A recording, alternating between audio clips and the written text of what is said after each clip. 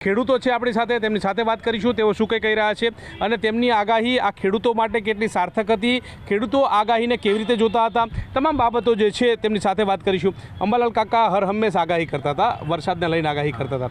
તમારા મતે, ખેડૂત મતે કેટલી સચોટ હતી એ આગાહીને, કેટલું તમે અનુસરતા હતા, શું માનતા હતા?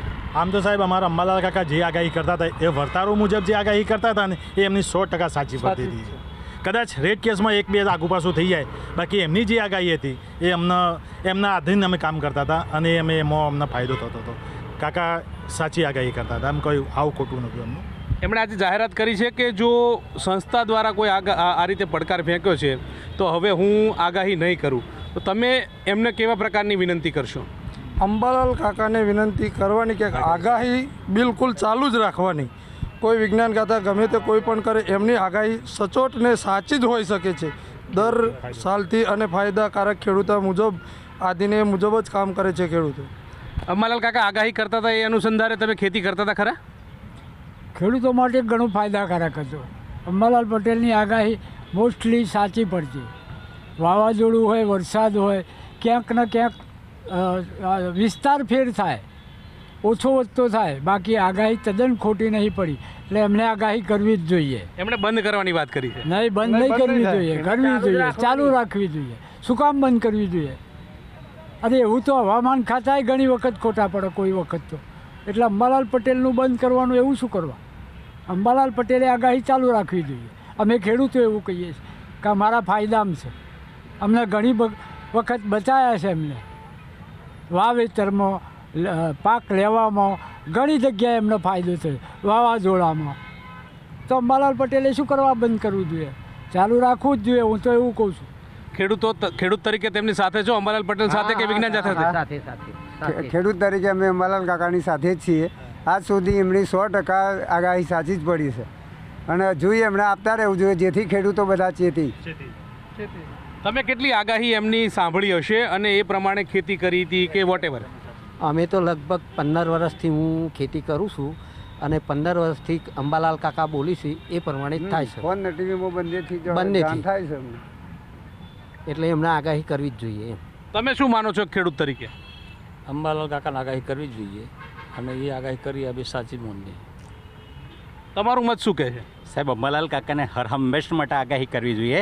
રેડ કેસમાં ક્યારેક કોઈક વાર એવું બન્યું હોય કે ન પડ્યો હોય વરસાદ અથવા ન આવ્યું હોય વાવાઝોડું, એ વાસ્તવિકતાવાળો પ્રશ્ન છે, પણ છેલ્લા 10 વર્ષનો મારો અનુભવ છે ત્યાં સુધી અંબાલાલ કાકાની આગાહી ઘણી વખત ખૂબ જ ખેડૂતનો બચાવ કરી રહી છે।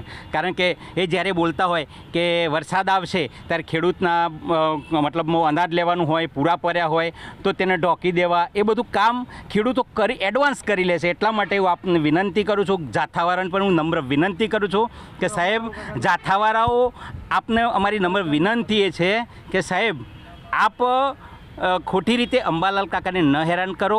આપની કામગીરી અંબાલાલ કાકાની માત્ર એકાદી આગાહી અથવા તો 1-2 આગાહી ખોટી પડે, અને ખોટી તો નથી જ પડી સાહેબ, આપ બોલતા હો તો ખોટી નથી પડી, વિસ્તાર બદલાય છે, 100% વિસ્તાર બદલાય છે।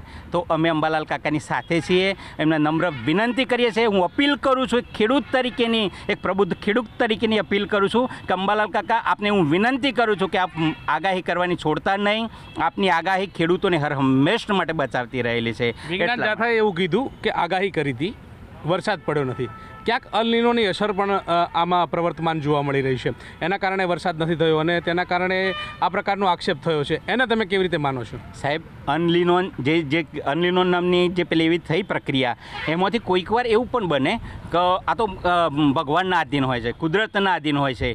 કુદરતના હર હંમેશ માટે કુદરત બધાને સાથ આપતી એવું હોતું નથી। કોઈક વાર અંબાલાલ કાકાને પણ બને ને, કારણ કે હર હંમેશ માટે કુદરતનો હર હંમેશ માટેનો પેલો એવો રહ્યો છે। કુદરત રામને પણ વનવાસ ભોગવવો પડ્યો છે, આપણે ભગવાન તરીકે માનીએ છીએ, છતાં રામને પણ વનવાસ ભોગવવો પડ્યો છે। એની જે કહેવાય ને કે વિધિના વિધાનમાં કોઈ ફેર થતો નથી, છતાં કોઈક વાર એવું બને કે અંબાલાલ કાકાની આગાહી ખોટી પડી હોય, પણ અંબાલાલ કાકા સાચા છે, ખરેખર સાચા છે। હર હંમેશ માટે હું એક ખેડૂત તરીકે નમ્ર અપીલ કરીને 2 હાથ જોડીને નમ્ર વિનંતી કરું છું, અંબાલાલ કાકા, આપ આગાહી ન છોડતા, કારણ કે આપની આગાહી હર હંમેશ માટે ખેડૂતોને બચાવતી રહેલી છે। ખેડૂતો બચતા રહેલા છે.